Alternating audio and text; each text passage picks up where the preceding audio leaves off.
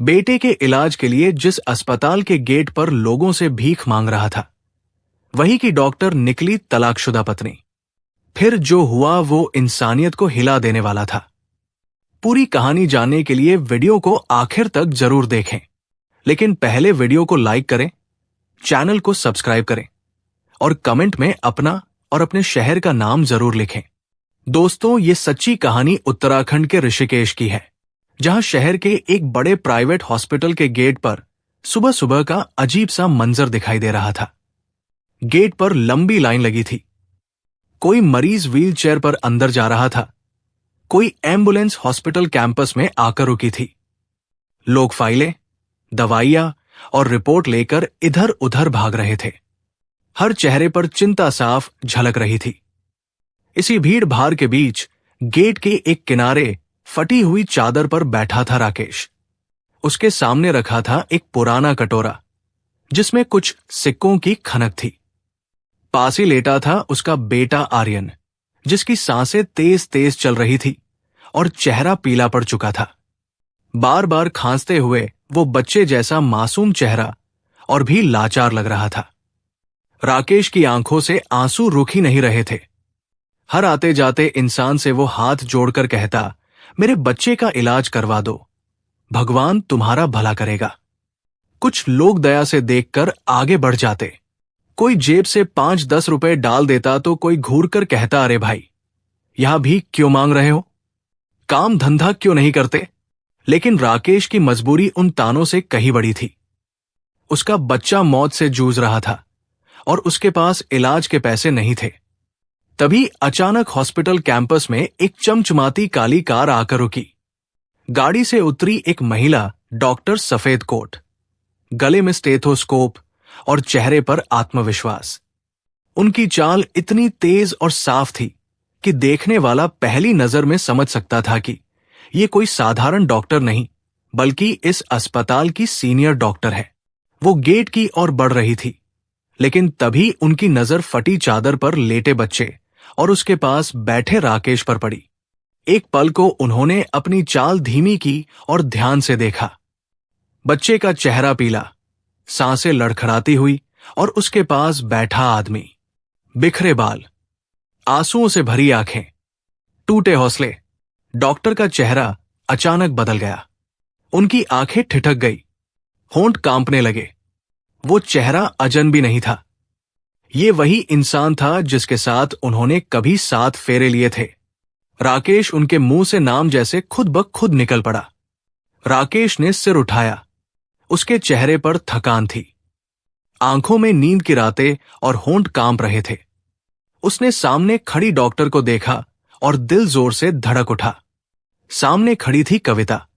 उसकी तलाकशुदा पत्नी कविता का चेहरा एकदम सख्त हो गया था, लेकिन आंखों में तूफान साफ दिखाई दे रहा था।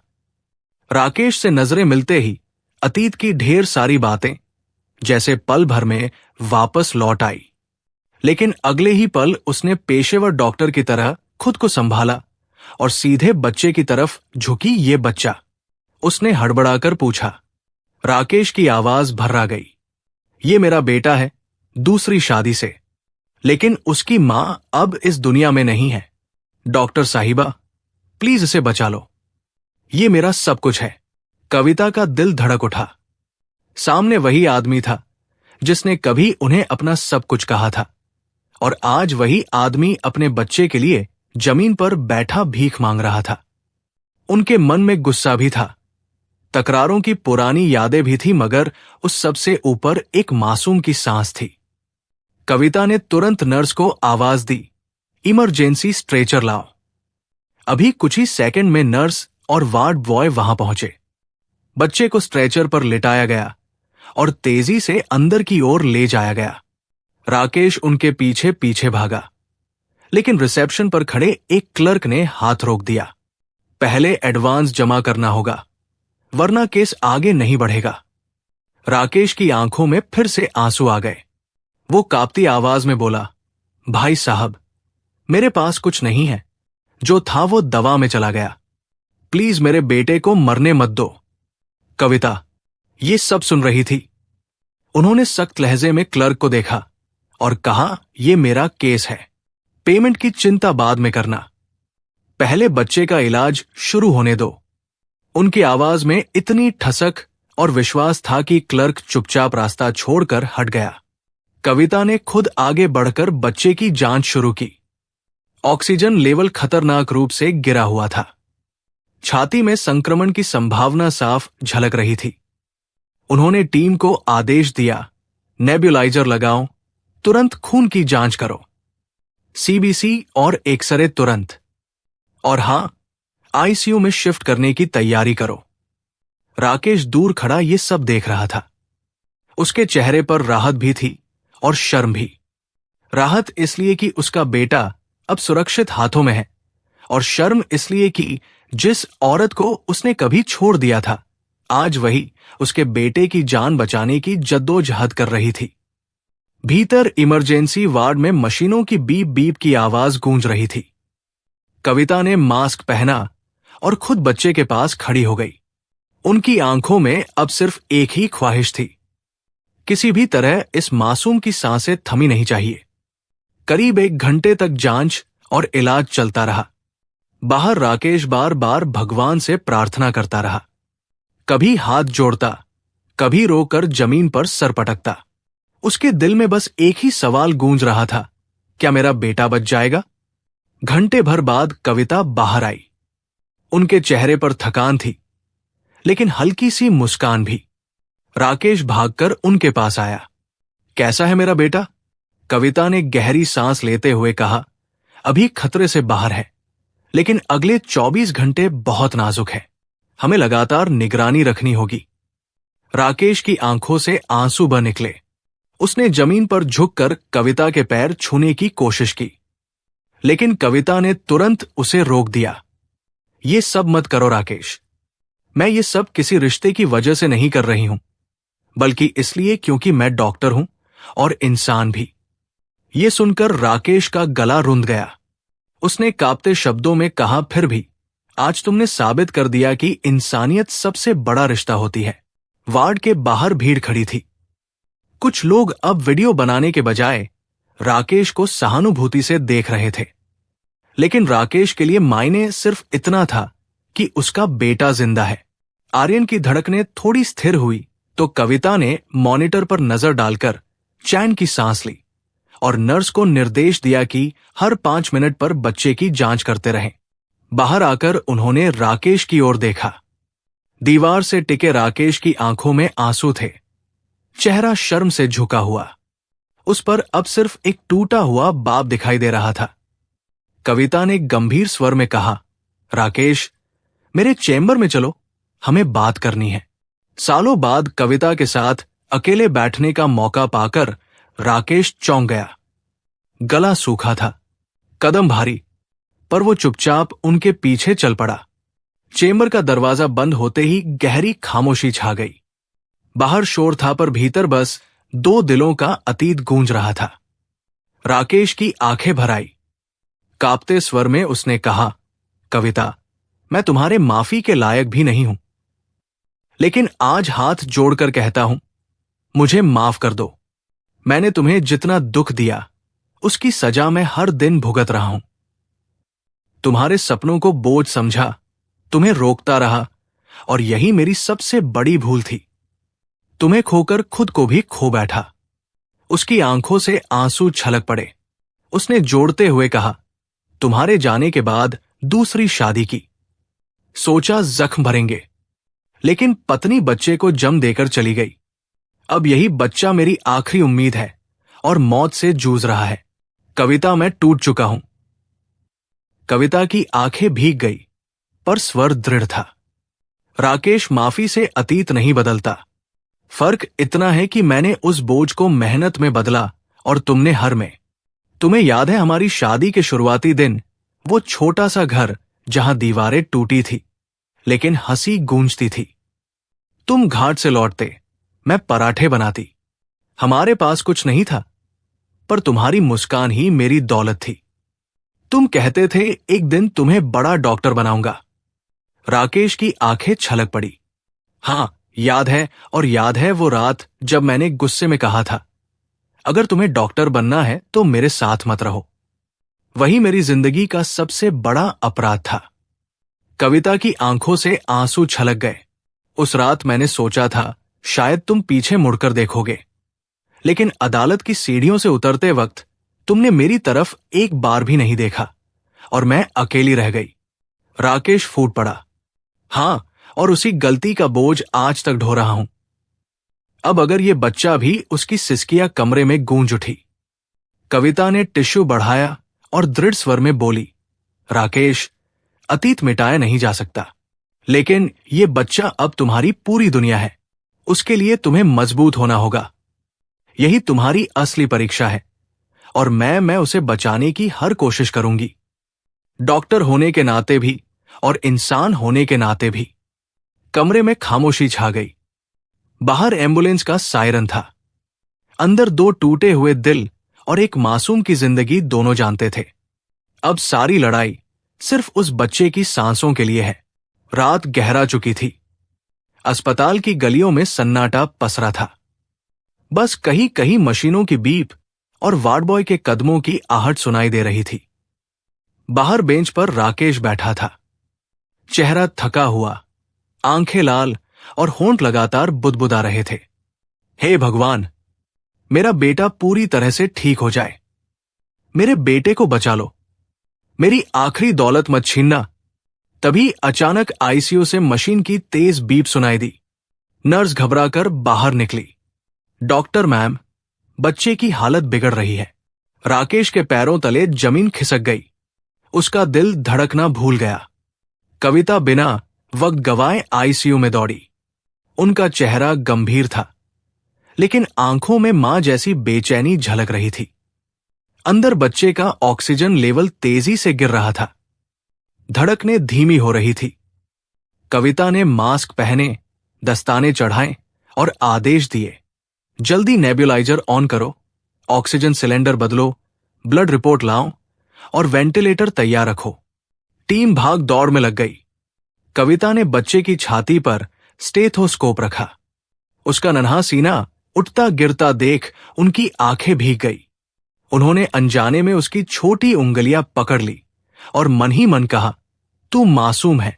तेरी सांसों की डोर अब मेरे हाथ में है। तुझे खोने नहीं दूंगी। बाहर राकेश दरवाजे पर खड़ा कांप रहा था। नर्स ने उसे रोका और उसकी आंखों से आंसू बहते रहे। वो बुदबुदा रहा था, भगवान, मेरी एक ही आसरा है, इसे मत छीनना। अंदर 3 घंटे तक संघर्ष चलता रहा। कभी धड़कनें इतनी धीमी हो जाती कि सबकी सांसें अटक जाती, तो कभी ऑक्सीजन लेवल अचानक गिर जाता, लेकिन कविता हर बार हालत को संभाल लेती। पसीना उनके माथे से बह रहा था। थकान आंखों में झलक रही थी, लेकिन उनके कदम डगमगाए नहीं। आखिरकार सुबह 4 बजे मॉनिटर पर स्थिर लकीरें उभरी। बच्चे की सांसें सामान्य होने लगी। कविता ने गहरी सांस ली और धीरे से कहा, स्टेबल है। खतरा टल गया। पूरे आईसीयू में राहत की लहर दौड़ गई। बाहर बैठे राकेश ने दरवाजा खुलते ही दौड़कर कविता का चेहरा देखा। उनके थके लेकिन संतोष भरे भाव देखकर उसकी आंखों से आंसू फूट पड़े। वो कांपती आवाज में बोला, कैसा है मेरा बेटा? कविता हल्की मुस्कान के साथ बोली, अब खतरे से बाहर है। अगले 24 घंटे निगरानी रखनी होगी, पर अभी डरने की जरूरत नहीं है। ये सुनते ही राकेश की आंखों से राहत के आंसू बरस पड़े।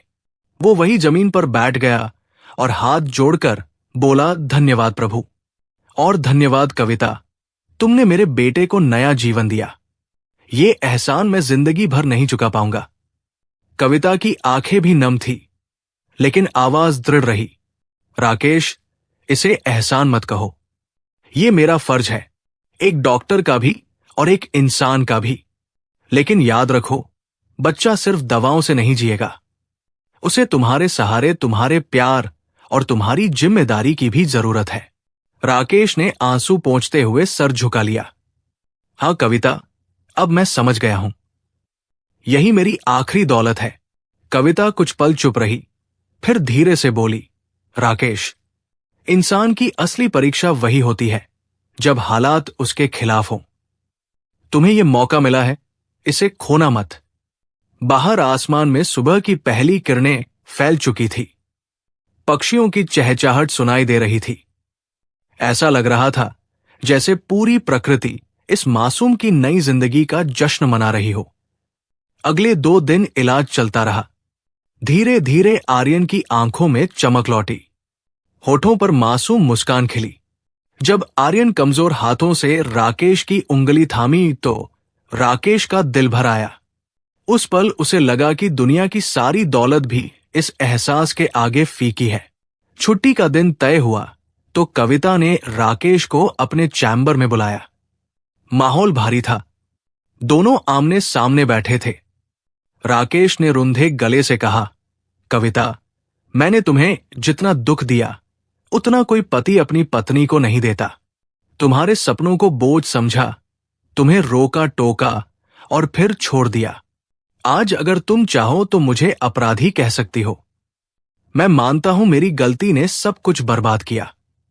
उसकी आंखों से आंसू बह निकले।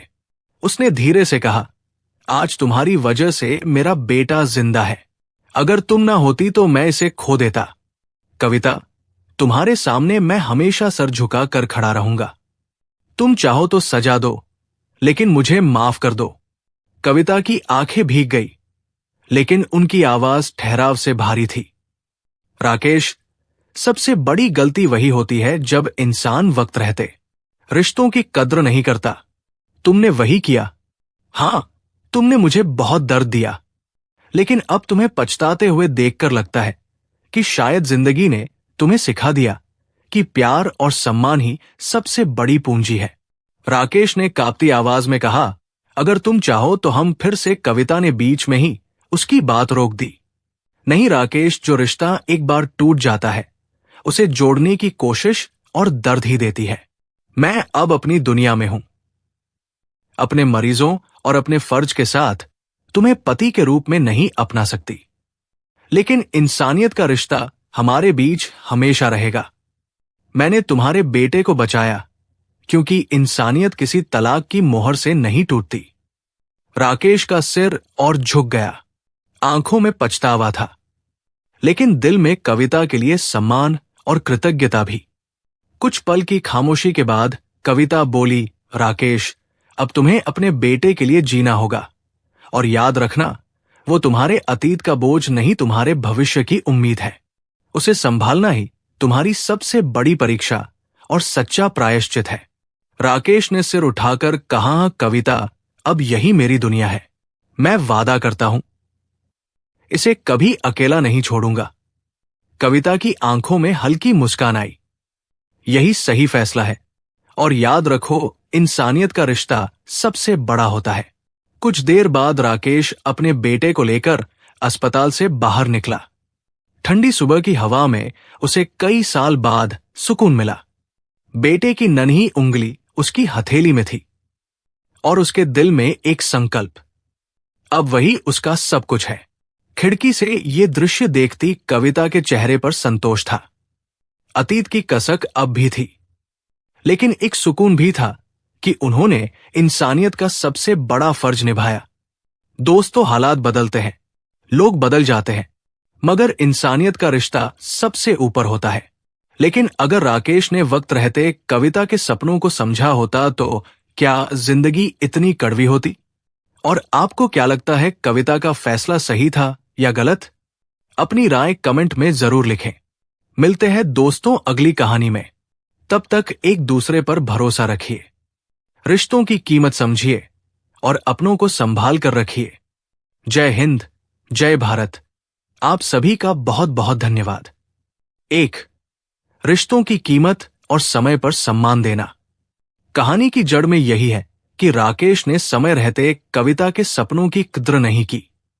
जब कविता डॉक्टर बनने का सपना देख रही थी, राकेश ने उसे रोका, ताने दिए और कहा कि अगर पढ़ाई करनी है तो मेरे साथ मत रहो।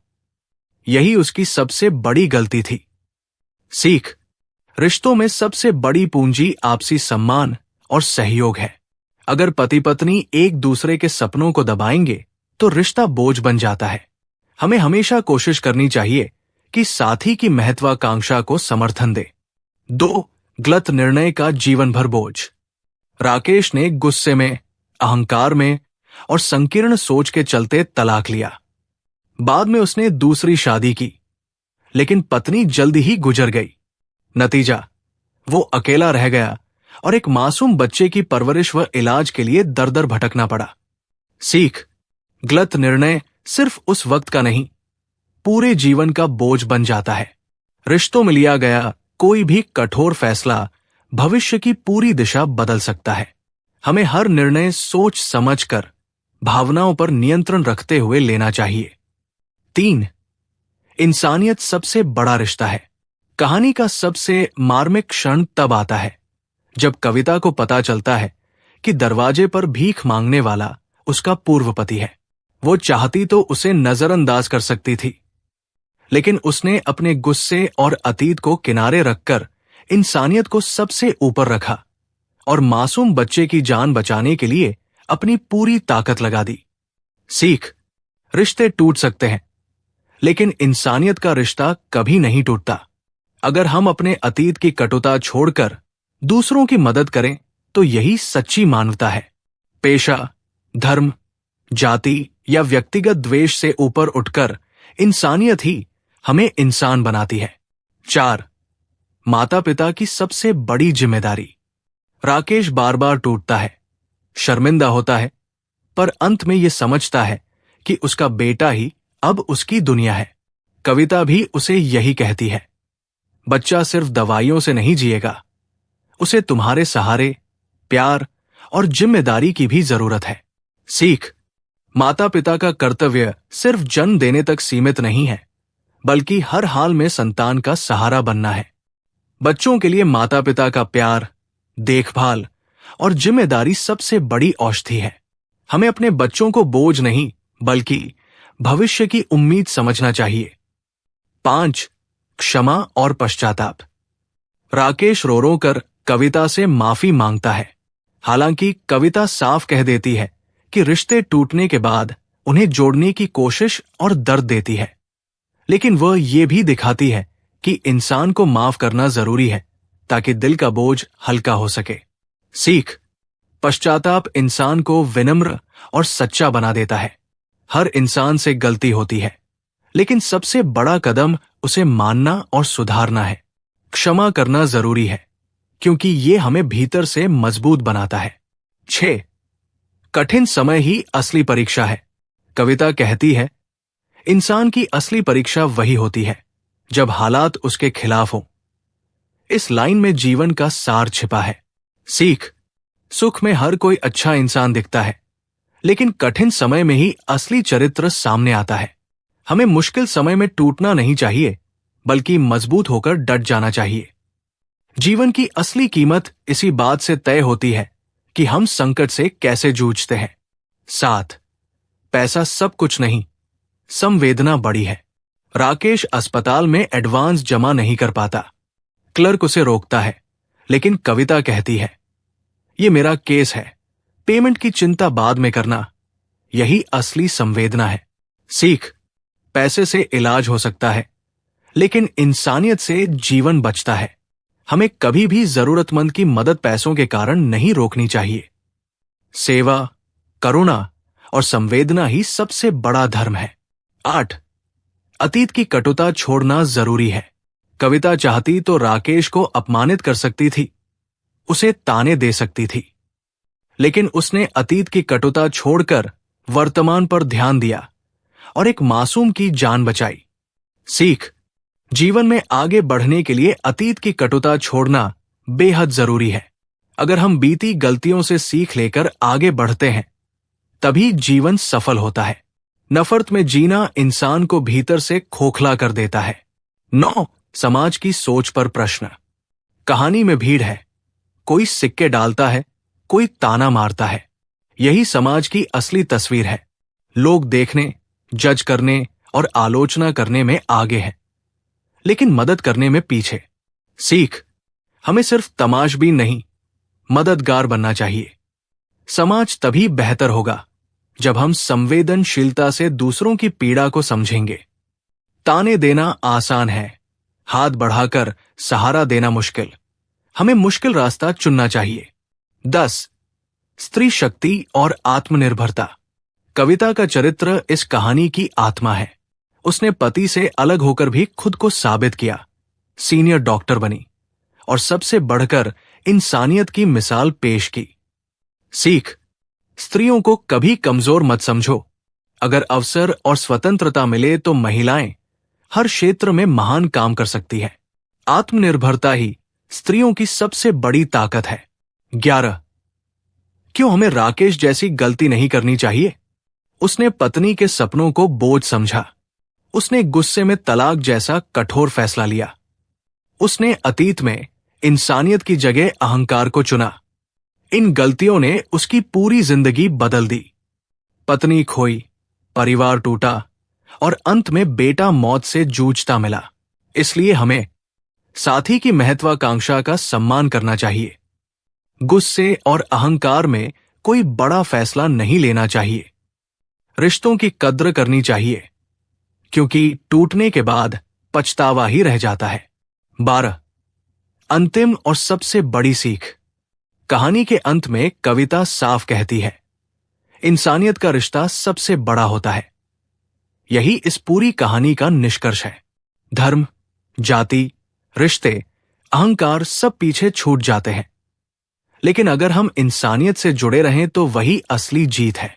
निष्कर्ष: इस कहानी से हमें यह समझना चाहिए कि 1. रिश्तों की कद्र समय रहते करनी चाहिए। 2. इंसानियत हर रिश्ते से ऊपर है। 3. जीवन की असली परीक्षा कठिन समय में होती है। 4. बच्चों की जिम्मेदारी सबसे बड़ी है। 5. क्षमा, पश्चाताप और संवेदना इंसान को महान बनाते हैं।